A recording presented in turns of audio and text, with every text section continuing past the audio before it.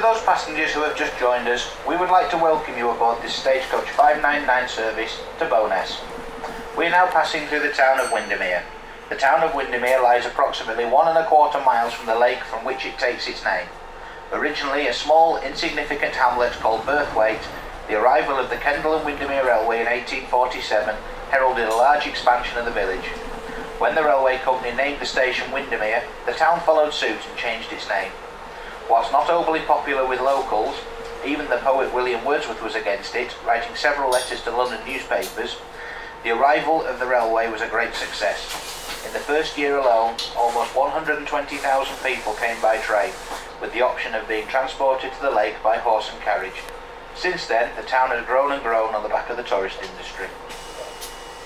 We would like to invite passengers on the upper deck to please remain seated whilst the vehicle is in motion, and to keep hands, arms, legs and heads within the sides and rear walls of the vehicle at all times.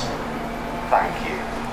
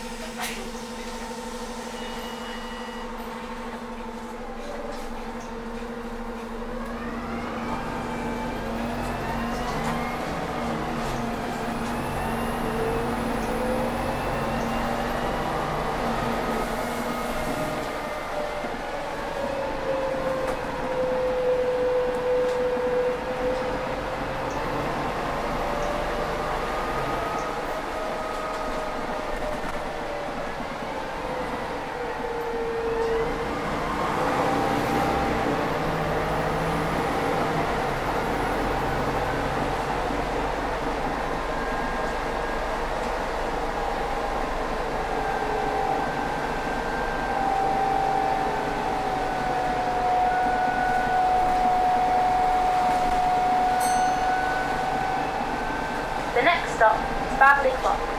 Please ring the bell if you wish to alight here. The Badley Clock Tower marks the boundary between Windermere and Bowness on Windermere. It was built in 1907 in memory of Mountford John Bird Badley, a local author of travel and guidebooks, and whose works are believed to have inspired A.W. Wainwright's more well-known publications.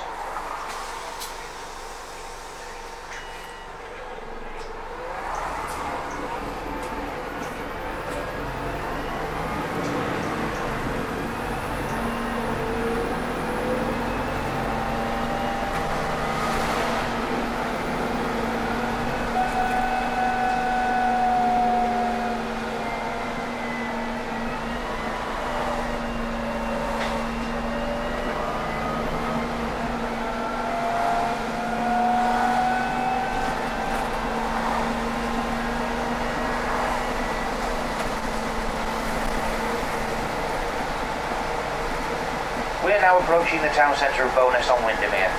Like Windermere, Bowness expanded massively in the 19th century on the back of the tourist trade, although there was a small fishing village on the shores of the lake dating back to the 14th century. This end of the town is the main shopping area, with the lake a little further on, and is also home to Beatrix Potter World. The western boundary of Bowness is formed by Lake Windermere, and this will shortly come into view. The lake itself is England's largest, at over 10.5 miles long and just under a mile wide at its widest. However, it is quite shallow. The deepest points are 140 feet in the southern part, 200 feet at its deepest point near Raycastle to the north, but averaging only 15 to 20 feet in the middle section. It is a finger lake and was formed around 13,000 years ago by the meltwaters from two glaciers at Troutbeck and Fairfield. The lake's name translates from the ancient Norse name Vinander and the Old English name Mere, meaning Vinander's Lake, and over time became Winandermere and then Windermere. The lake has a number of small wooded islands. These are run by the National Trust and are accessible by boat, and are very popular for picnicking during fine weather. The largest island is Belle Isle, named after Isabella, the wife of John Kerwin, who completed the unusual circular house on the island. However, the island has been inhabited periodically since Roman times. The lake was used by the Romans to move quarried stone, and excavations for the current house revealed remains from Roman occupation. There was also a 13th century manor house built for William de Lindsay, which was abandoned in the 14th century. Until the year 2000, the lake was home to an annual records week, powerboats vying to set water speed records. However, a more sedate 10-mile-an-hour speed limit was put in place in the year 2000, and Records Week moved to Coniston.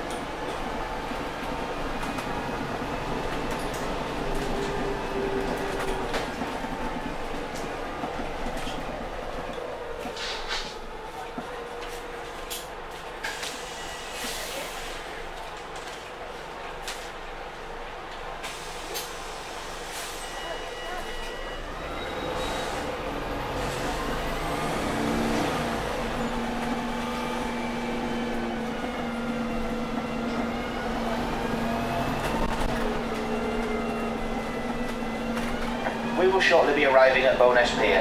Please note that some journeys will terminate here. If the bus turns into the pier concourse, then it is terminating here.